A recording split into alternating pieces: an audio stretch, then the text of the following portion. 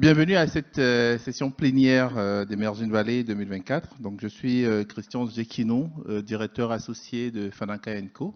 Fanaka Co est un groupe spécialisé dans l'appui aux politiques publiques de développement du secteur privé en Afrique. La célébration cette année des 80 ans de l'Institut de recherche pour le développement nous offre une opportunité unique de réfléchir au rôle de la science comme catalyseur de l'innovation et de l'entrepreneuriat. Dans un monde qui est confronté à des défis majeurs, changement climatique, malnutrition, gestion durable des ressources, la collaboration entre chercheurs et entrepreneurs n'a jamais été aussi déterminante. Car si la science produit les connaissances, c'est bien l'entrepreneuriat qui permet de les transformer en solutions concrètes, accessibles et adaptées aux besoins de nos populations.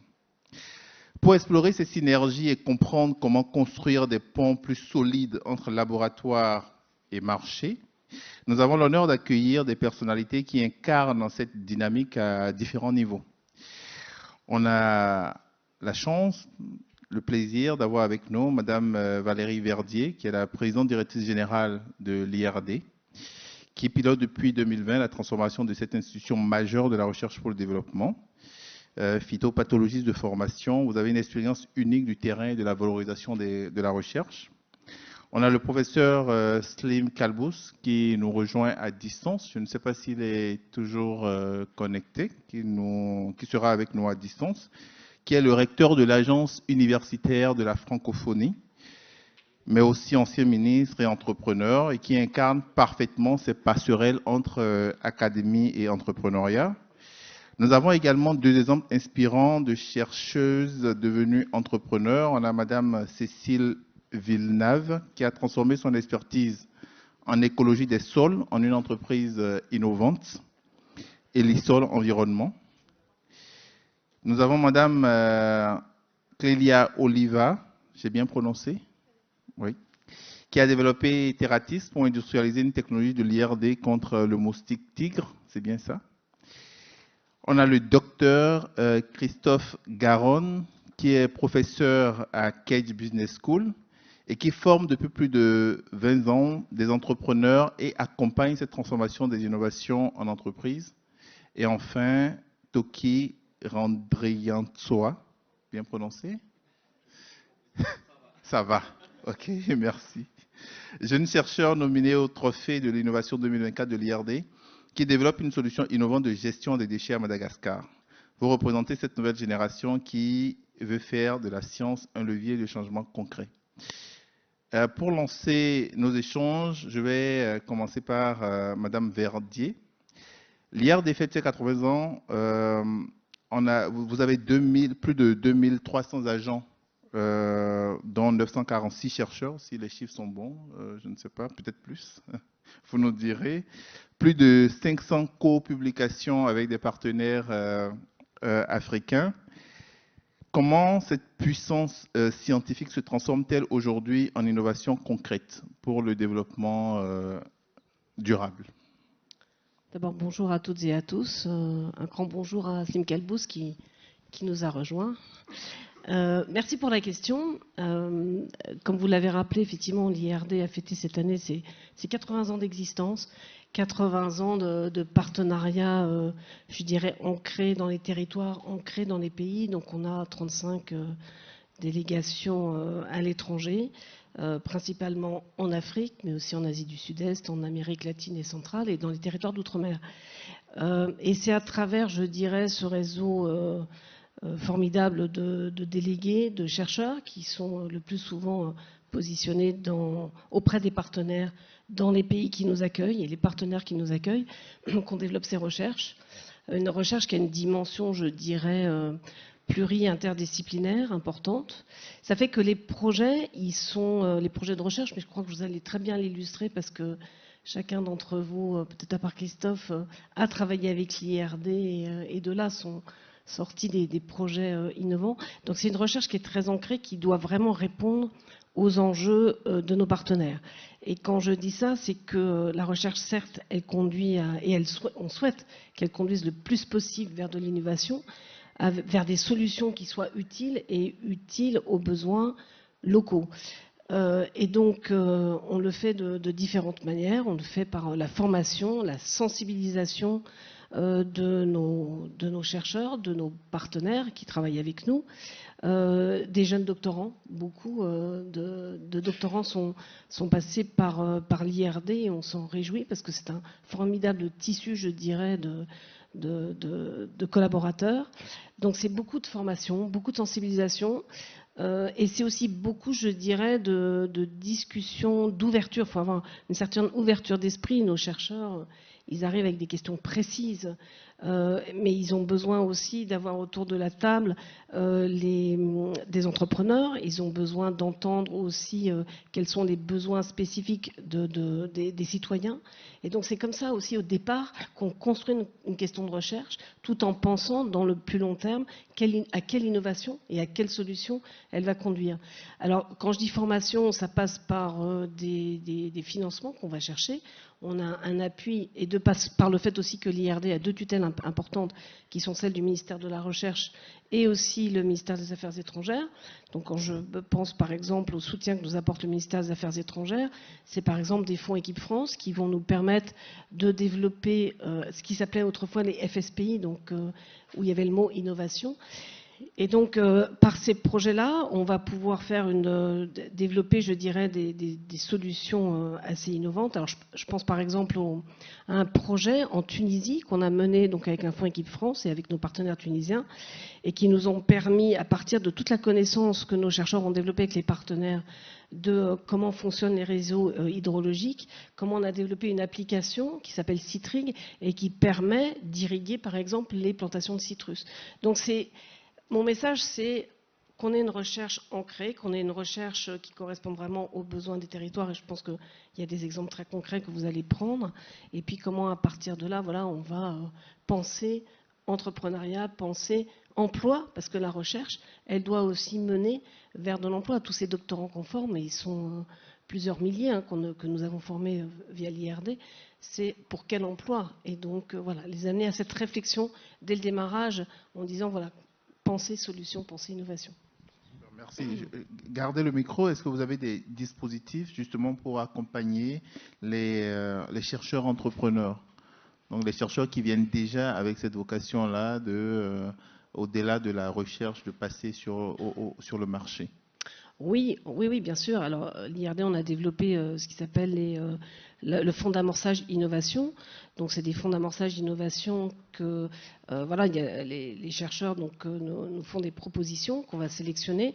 On va les accompagner avec un financement. Ça va leur permettre de financer, par exemple, un ingénieur qui va les accompagner à formaliser, à rédiger, je dirais, leur offre. Ça va leur permettre de développer peut-être un axe de recherche qu'ils ne pouvaient pas développer faute de financement. Et ça leur permet de lever aussi des fonds.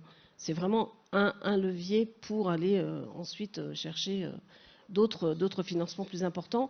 Mais si par exemple on a investi 8 000 € sur telle ou telle application, par exemple Rensel, qui était une application pour prévoir en fait par les ondes téléphoniques quelles sont les prévisions météo. Donc c'est Rensel, on a investi par exemple 8 000 €, les chercheurs en ont soulevé 100 000 € pour développer ces applications qui ont trouvé donc des modèles à la fois au Brésil et puis en Afrique. Donc voilà, je pense que Christophe parlera aussi du MOOC, entrepreneuriat, oui, qu'on a développé ensemble avec Kedge. Et donc ça aussi, c'est des outils. Des dispositifs concrets. Oui. Peut-être avant de passer à Christophe, on a la chance d'avoir avec nous un jeune chercheur entrepreneur, Toki. Je vais me contenter du prénom cette fois-ci. Oui. Pardon. Toki, vous avez un projet, Lombritana, c'est bien ça? Oui. Lombritana, qui illustre parfaitement ces transformations. Comment êtes-vous passé de la recherche à un projet entrepreneurial? Merci Christian. Et avant de répondre à cette question, je ne saurais remercier l'équipe d'Emerging Valley et aussi l'équipe de l'IRD de m'avoir permis de participer à cette table ronde, composée principalement de personnalités importantes, de figures inspirantes. Et c'est pour moi vraiment un honneur et un réel plaisir de de pouvoir bénéficier de vos partages et de vos réflexions. Et donc, comment je suis passé d'un doctorant à développer un projet entrepreneurial? En fait, selon moi, en tout cas pour mon parcours, il y a eu deux principaux facteurs. Le premier, c'est issu de ma conviction personnelle, mais qui est par contre façonné par l'environnement dans lequel j'ai évolué, notamment dans un projet de recherche auquel j'ai effectué mon stage de master, là où on a essayé de développer des pratiques à base de vers de terre et du coup de lombricompost pour améliorer la production agricole des petits paysans à Madagascar. Peut-être pour que le public comprenne, l'Ombritana, c'est quoi? Parce que vous avez déjà directement commencé à parler des vers de terre. Peut-être là, je vais prendre votre casquette entrepreneuriale en 1 minute, le pitch de l'Ombritana, et ensuite vous allez continuer pour que le public puisse comprendre justement c'est quoi l'Ombritana. Ça me rappelle bien les trophées de l'innovation. Du coup, l'Ombritana, c'est diminutif de lombricompost et d'Antananarivo. Antananarivo, c'est la capitale de Madagascar. Et en fait, ce projet, c'est surtout un projet qui va essayer de proposer un nouveau circuit de collecte et de transformation des déchets ménagers qui sera entièrement géré par des associations paysannes pour transformer notamment les déchets organiques en lombricompost pour l'utilisation paysanne à l'agriculture. Ok. Et du coup, à part cet aspect conviction personnelle, il y a aussi l'aspect scientifique dans lequel, à travers le projet où j'ai travaillé avec mon directeur de thèse, en fait, j'ai été vraiment émerveillé du potentiel de ce biofertilisant qu'est le lombricompost, notamment pour améliorer les rendements agricoles, mais aussi pour améliorer la santé du sol en général. Et hormis cet aspect scientifique-là, ce projet-là a aussi eu l'avantage d'être toujours en lien avec les agriculteurs. Et du coup, on a vraiment pu comprendre, ressentir les besoins des agriculteurs.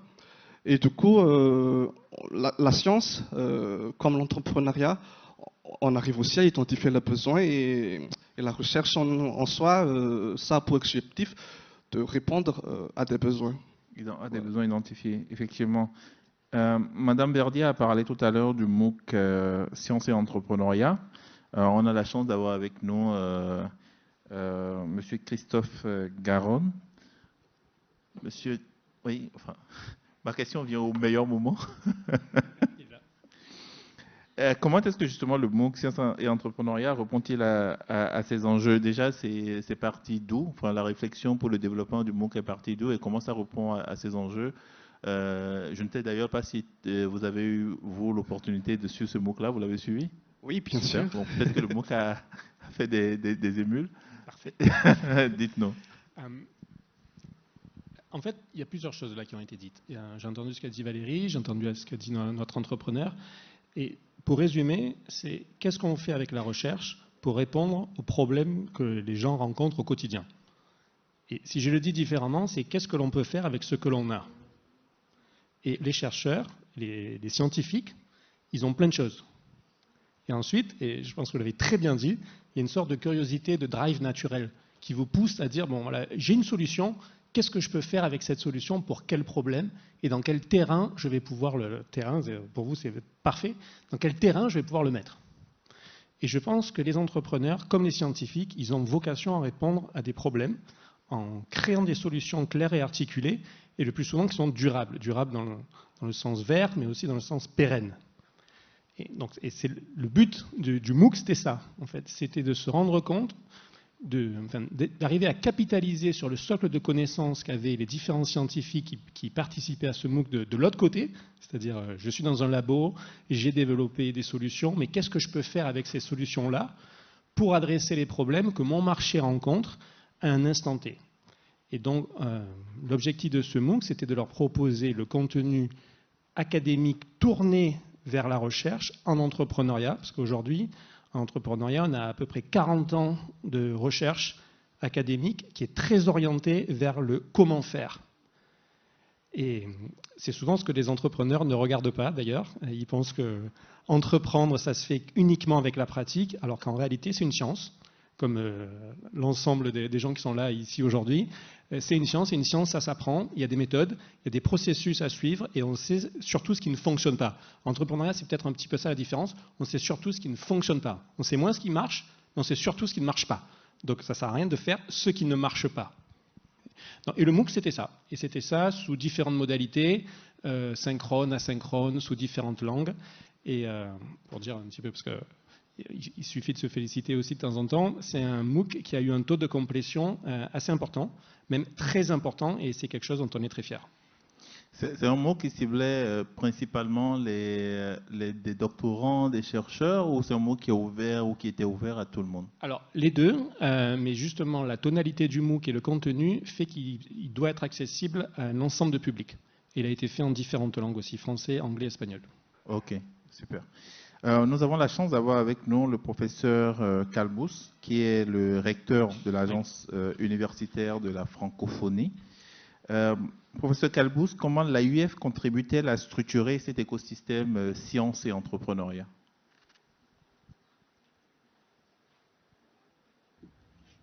Bonjour à tous. D'abord, je voudrais à mon tour remercier Emerging Valley pour la participation. C'est pas la première fois et c'est toujours agréable d'être là. Et puis particulièrement saluer l'IRD et en particulier mon ami Valérie Verdier, avec qui on collabore extrêmement bien sur le sujet du jour. Alors, nous, comment on fait? On a évidemment beaucoup de projets que nous portons seuls ou avec des partenaires. Ça peut prendre beaucoup de formes. Là, j'entendais le cas du MOOC que vous citez. Nous portons aussi des MOOC ensemble avec l'IRD, comme à la Caraïbe. On a un MOOC qui a beaucoup de succès, qui est un MOOC sur les géorisques, dans une région qui a beaucoup de risques, justement. Après, on a les soutiens aux collèges doctoraux, souvent toujours avec la question du développement durable, sur les géosciences de l'environnement, sur les humanités et la société. On a aussi des projets sur l'agroécologie, par exemple, aussi qui donnent des solutions très concrètes pour l'agriculture. Et nous travaillons aussi beaucoup sur la méthodologie pour pousser les doctorants à sortir de l'approche purement académique et avoir une approche un peu plus tournée sur l'environnement de manière générale et plus particulièrement sur le monde entrepreneurial qui permettrait de transformer justement les recherches en projets d'entreprise. Mais depuis quelques années, nous avons réorienté depuis 3-4 ans sur une autre approche qui nous pensons être absolument nécessaire parce que tout ce que font les chercheurs dans leur coin, avec l'aide de certaines organisations comme la nôtre ou avec leurs universités, ne suffit pas et ne fait pas vraiment beaucoup d'impact, ne donne pas beaucoup d'impact derrière en termes de développement.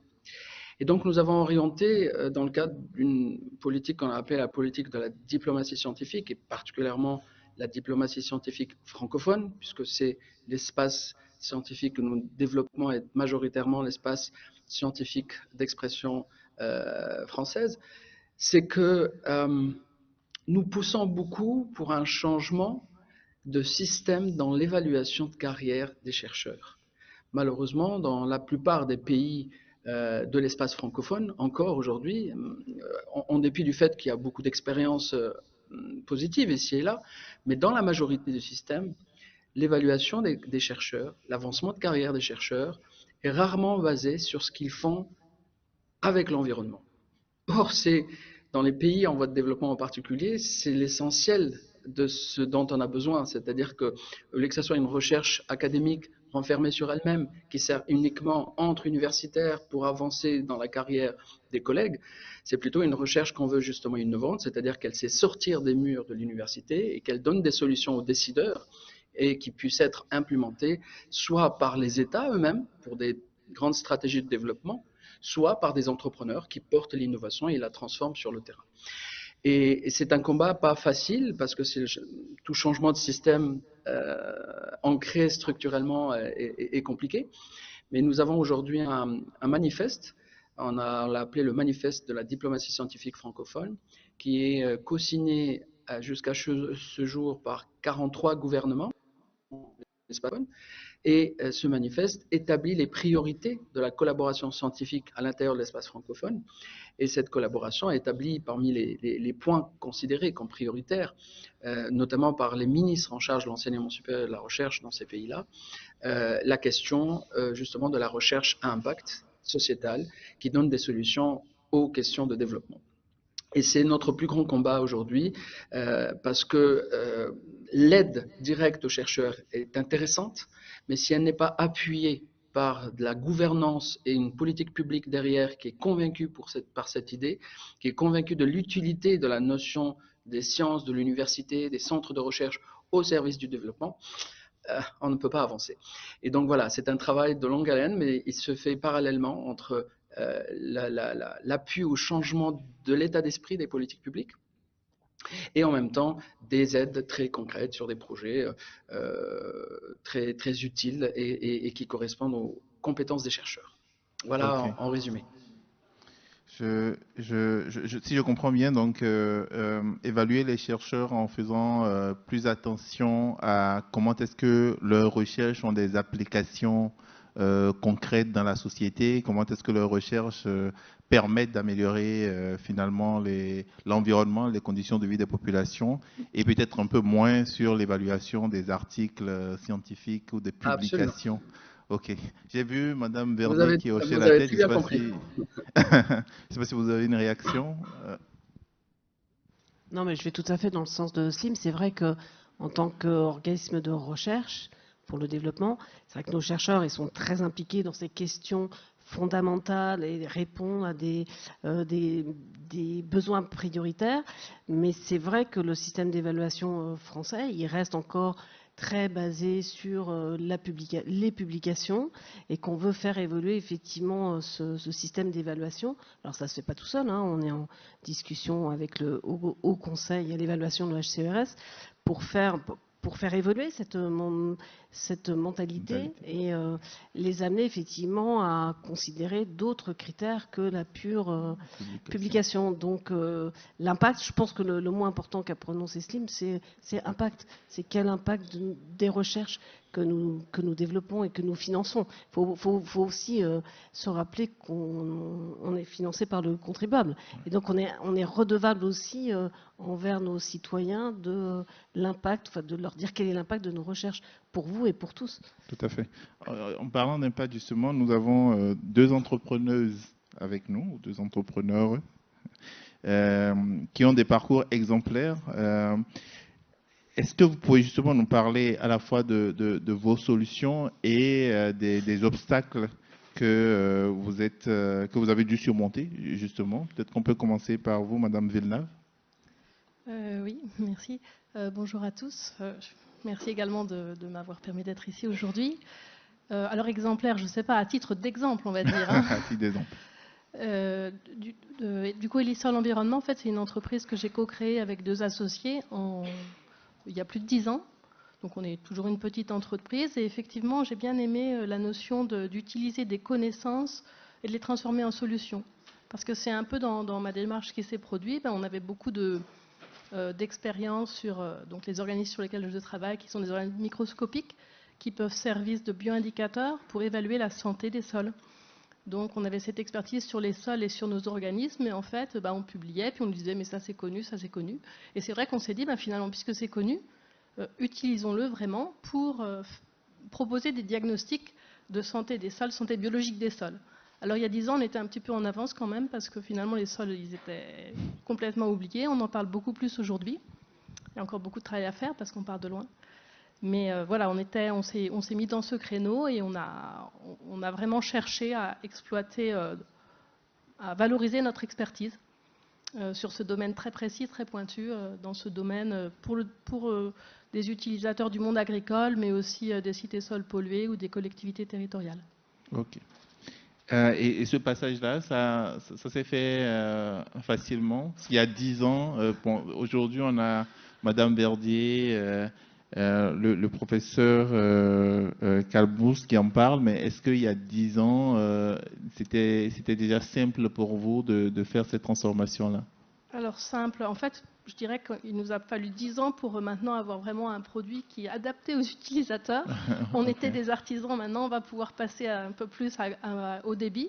Il nous a fallu du temps de savoir parler aux utilisateurs finaux, de simplifier sans dégrader, parce que c'est notre grande volonté. On ne veut pas mentir, on ne veut pas faire des choses qui sont fausses, parce qu'on reste scientifique. Donc c'est un peu une difficulté qu'on a, c'est de simplifier tout en restant juste. Mais en fait, c'est extrêmement prenant comme projet. Créer une entreprise, il y a beaucoup de domaines. Moi, je sais que j'aime beaucoup la communication, le graphisme. On peut faire d'autres choses qui ne sont pas incluses dans le métier de chercheur. Tout à fait, tout à fait. Donc il y a des difficultés, mais il y a un tel...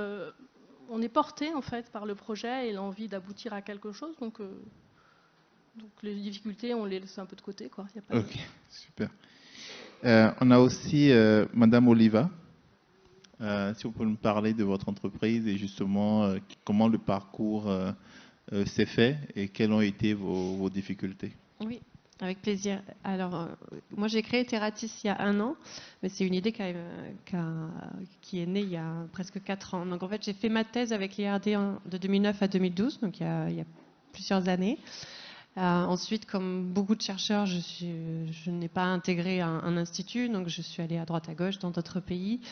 Mais j'ai toujours gardé le lien avec l'IRD. Je pense que c'est une des forces aussi de la recherche IRD d'être parmi des collaborations internationales. Donc ça m'a permis de toujours rester en contact avec les chercheurs avec qui j'avais travaillé pendant ma thèse sur l'île de la Réunion. Et donc dans cette thèse, on a mis au point la technique de l'insecte stérile pour pouvoir diminuer les populations de moustiques tigres et donc diminuer les probabilités de transmission de maladies liées à ces moustiques. Donc on s'appuie sur une technique qui a déjà été éprouvée dans d'autres domaines, en agriculture, qui marche très très bien, mais qui devait être mise au point sur le moustique tigre. Ça a pris plusieurs années. Et l'IRD a continué cette recherche avec une preuve de concept qui a été finalisée en 2021. Moi, j'ai continué ma recherche sur ce sujet-là. Et quand j'ai repris contact avec les équipes IRD, je leur ai dit on a une solution qui fonctionne, vous l'avez validée. Maintenant, il faut aller plus loin. Moi, ça m'a beaucoup frustrée de ne pas pouvoir voir cette solution opérationnelle. Et c'est là où le passage entre recherche et acteur économique est crucial. C'est qu'au niveau de la recherche, à un moment donné, il faut qu'ils passent à autre chose. La preuve de concept est faite. Les équipes, elles peuvent continuer à travailler sur ce sujet, mais pour d'autres questions scientifiques. Mais ce n'est pas aux équipes de l'IRD ou d'autres instituts de recherche d'aller plus loin, de faire l'opérationnel. C'est là qu'un acteur économique doit rentrer. Alors, les équipes avaient cherché, et moi aussi, sur mon ancien travail, à voir quels industriels actuels pourraient reprendre le flambeau et aller plus loin. Et là, ça bloque beaucoup. C'est ça qui a freiné aussi beaucoup de développement, parce que si ce n'est pas dans le schéma de développement d'une entreprise, ça va prendre du temps. Donc c'est là que c'est important aussi justement d'ouvrir la porte et de montrer aux chercheurs que vous pouvez aussi devenir entrepreneur. Donc moi, j'ai voulu faire ce pas-là. Aider donc, par les dispositifs qui existent, de pouvoir avoir le transfert de l'IRD via la SAT Accélère, donc de celle de Montpellier. Et ça nous a permis d'avoir les premières bases de financement pour aller en chercher d'autres et maintenant finaliser notre première levée de fonds après moins d'1 an de vie de l'entreprise. Donc produire des moustiques pour lutter contre les moustiques, c'est un projet un peu fou, mais c'est un projet industriel surtout, donc on a besoin de beaucoup de financement. Et donc c'est pour ça que c'était important de pouvoir être solide. Et la solidité, comme ça a été évoqué, ça vient aussi du côté, on est chercheur, donc on a une intégrité qui est valorisée par les investisseurs. Alors des fois, ça fait peur aux investisseurs, le côté trop chercheur. Ils se disent, est-ce que tu vas être capable d'être aussi chef d'entreprise ? De faire du business. Donc ça, il faut aussi bien s'entourer et surtout changer sa mentalité. Enfin, on a quand même... moi, j'ai mis quelques années aussi à bien monter le projet parce qu'il fallait m'assurer d'avoir suffisamment de fonds pour pouvoir rouler. Maintenant, on est 7, donc il faut avoir suffisamment de fonds pour continuer à rouler et avoir d'autres personnes ensuite. Mais oui, c'est un changement d'état d'esprit de chercheuse à entrepreneuse, en gardant cette intégrité, et ça, c'est très important. Et toujours l'ambition d'impact. Donc ça fait aussi, je pense, des entrepreneurs qui sont motivés vraiment par l'impact. Nous, on démarre en France sur Montpellier, mais l'objectif c'est d'avoir plus d'impact ensuite dans d'autres territoires. Ok. Je vais me tourner justement vers Christophe, qui est juste à côté de vous. Bon, là, on a 3 exemples de chercheurs, chercheuses qui sont devenus entrepreneurs par conviction, par envie, par motivation. On a encore très peu de cas comme ça, alors même que enfin moi si je prends le cas de plusieurs universités sur le continent, on a énormément de découvertes qui sont faites mais qui restent sur des étagères où finalement il n'y a jamais de passage réel au marché. Tout à l'heure on discutait avant la table ronde justement de qu'est-ce qui fait que on a si peu de chercheurs qui deviennent entrepreneurs, alors même que dans beaucoup de configurations, il y a un potentiel de marché, il y a une demande et que ils ont fait le plus dur, hein, j'ai envie de dire. Enfin, je ne sais pas si c'est le plus dur, mais en tout cas, il y a une solution qui existe. Je ne sais pas s'il n'y en a pas beaucoup. C'est peut-être ce qu'on imagine, mais là, déjà là, il y en a 3. 3 dans des secteurs divers, pour des problèmes différents, mais avec un socle de connaissances communs. C'est chaque fois des scientifiques qui trouvent une solution et qui ont envie de passer à l'acte. Je pense qu'il y en a de plus en plus, et moi pour avoir vécu longtemps à l'étranger, je pense qu'à l'étranger, il y en a beaucoup. Enfin, en tout cas, c'est toujours pareil. C'est une fois qu'on met le doigt dessus, on a l'impression qu'il y en a beaucoup.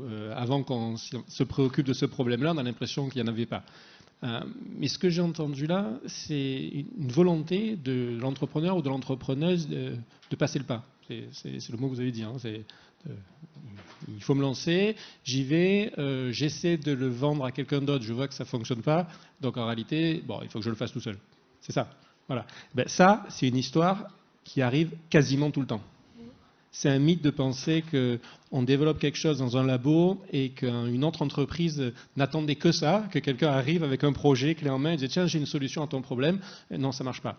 Et du coup, le laps de temps, là, et j'ai entendu vous aussi, c'est pareil, vous avez dit, ça nous a pris un petit bout de temps. Mais c'est justement parce que c'est la confrontation à la réalité. Se dire, en fait, les autres, ils ne nous attendent pas, donc on n'a pas d'autre solution, il faut qu'on y aille. Parce qu'on est convaincus, et je pense que tous les 3 en l'occurrence, vous étiez convaincus que ce que vous aviez développé, c'était une solution qui était durable et pérenne. Voilà, donc c'est quelque part ce qui vous a donné envie d'entreprendre, c'est j'ai quelque chose là, je sais qu'il y a un problème, je sais que j'ai la solution à ce problème, il faut que je fasse quelque chose. Donc c'est la volonté d'avoir un impact, pour reprendre ce que disait Valérie. Et ça, on ne vous l'a pas enseigné, vous l'aviez en vous. Vous avez envie d'avoir un impact. Et je pense que les entrepreneurs, et en particulier les entrepreneurs scientifiques, ils ont envie d'avoir un impact. Et là, je rejoins avec le chercheur. Alors, je pense qu'on n'est pas tout à fait d'accord sur l'impact. Je pense qu'il y a différents types d'impact, mais je pense qu'un chercheur, il va avoir un impact. Que ce soit dans une publication académique, mais alors moi, je parle pour une concerne l'entrepreneuriat. Dans toutes les revues scientifiques dignes de ce nom d'entrepreneuriat, la dernière section, c'est l'impact pour les entrepreneurs ou pour l'écosystème ou pour les acteurs de l'écosystème. Cette partie-là, elle est fondamentale. Et ça veut dire c'est comment j'arrive à traduire les résultats de ma recherche en actions tangibles et qui soient facilement compréhensibles par un public large et varié pour avoir un impact sur le territoire, sur la solution et en général les deux. Ok. Je vais me tourner vers le professeur Calbous. Quelle vision l'AUF a pour renforcer justement les liens entre les universités, les centres de recherche et on va dire le monde beaucoup plus économique, les entreprises ou tous ces acteurs-là, ces entrepreneurs-là? L'approche que nous défendons est une approche systémique, vous l'avez compris, parce qu'en réalité, il y a beaucoup d'acteurs auxquels il faut s'adresser pour qu'il y ait une convergence des approches. Là, quand vous parlez individuellement à des gens qui sont dans le domaine, ça leur paraît tout à fait évident. Au niveau macro, c'est encore très faible. Il y a beaucoup plus que ce qu'on pense, c'est vrai, mais beaucoup moins que ce que ça devrait être par rapport au développement. Et donc, l'idée, c'est que tout à l'heure, j'ai parlé d'un seul aspect, qui est le système de politique publique. Mais il y a aussi le système de formation qui est à revoir sur l'état d'esprit. Aujourd'hui, beaucoup de directeurs de thèse, il ne faut pas voir l'esprit de l'IRD qui est justement, comme son nom l'indique, c'est la recherche pour le développement. Et donc, naturellement, il y a ce rapprochement du monde sociétal, du monde économique, etc. Ce n'est pas naturel pour l'ensemble des directeurs de thèse et des encadrants qui parfois orientent leurs chercheurs et détournent leurs chercheurs vers une recherche beaucoup plus entrepreneuriale ou beaucoup plus impactante avec une innovation concrète au bout. C'est une vérité, il faut le dire. Après, vous avez évidemment le travail avec les chercheurs eux-mêmes, parce que ça a été dit tout à l'heure à juste titre, il y a un problème de langage aussi, même lorsque l'état d'esprit est finalement là.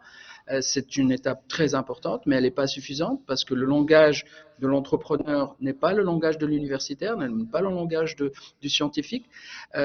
Savoir vulgariser des concepts très compliqués pour les expliquer à des partenaires économiques pour pouvoir avoir des vrais soutiens et transformer une innovation, une recherche en innovation ou en entreprise, ce n'est pas toujours facile. Il faut pouvoir parler le bon langage. Là aussi, on travaille beaucoup sur la vulgarisation de la science.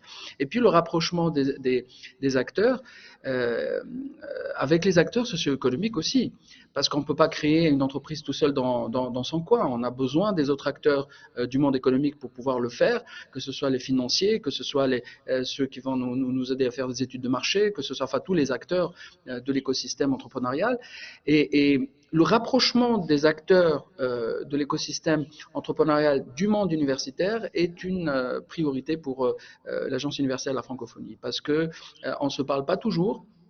Il y a beaucoup de stéréotypes, beaucoup d'incompréhension dans certaines régions du monde où nous sommes présents, où certains entrepreneurs pensent que les universitaires sont trop théoriciens, qu'ils sont trop dans leur bulle et qu'ils ne comprennent pas les vrais problèmes de l'entrepreneur. Et puis l'autre stéréotype de l'autre côté, pour les chercheurs, les entrepreneurs sont trop préoccupés par le quotidien, par le business, par le gain de l'argent et qu'ils ne peuvent pas comprendre la beauté de l'innovation et de la recherche.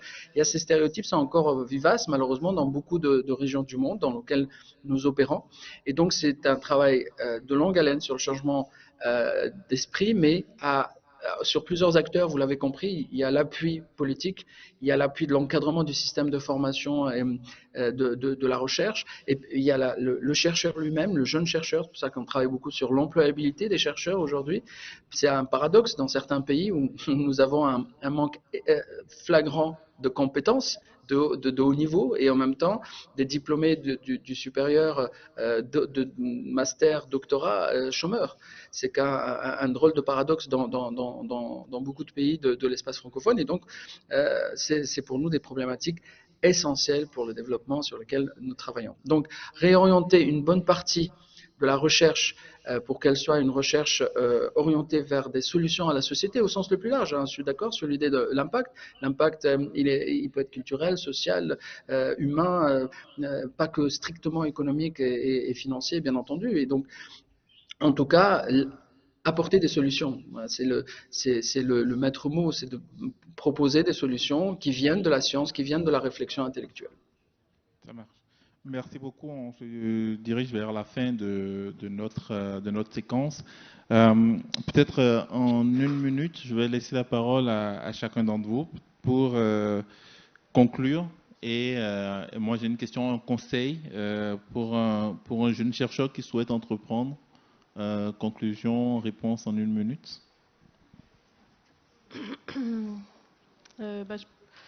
Je pense que l'enthousiasme, c'est le plus important. Croire à son projet, quand on y croit, ça découle tout seul, quoi. Enfin, il faut mettre de l'énergie, on en a de l'énergie. Donc il faut simplement plonger, quoi. Il faut y croire. C'est ça. Madame Verdier.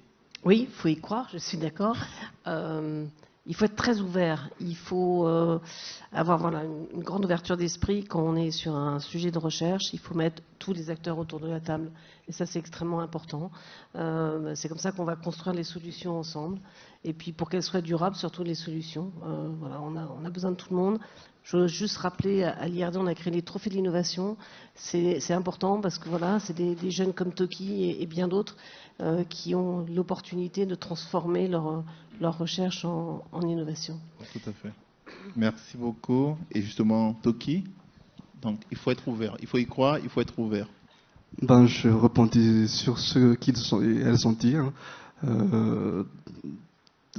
si on a la conviction d'une solution qui va marcher scientifiquement, ben, il faut y croire, il faut saisir toutes les opportunités pour la concrétiser, par exemple les trophées de l'innovation ou plein d'autres aussi, et d'aller dans ce sens-là, quoi. Ok. Il faut saisir les opportunités.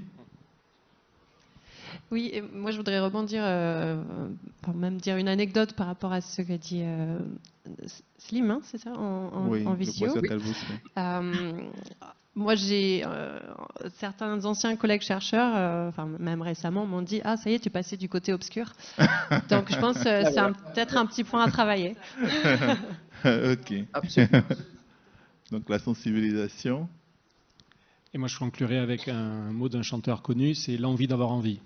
L'envie d'avoir envie, ça c'est une bonne manière de terminer. Et on va laisser le dernier mot au professeur Calvus qui est à distance pour conclure en une minute. Oui, alors, puisque l'ouverture d'esprit a été citée et plus d'une fois, et évidemment je souscris totalement, mais je rajouterai après la question de la persévérance. Il ne faut pas lâcher, il ne faut pas lâcher, il ne faut pas lâcher, parce que par définition, quand on fait de l'entrepreneuriat, il y a plusieurs obstacles. Il faut être orienté solution et être très persévérant, et ça finit toujours par payer. Orienté solution. Merci beaucoup.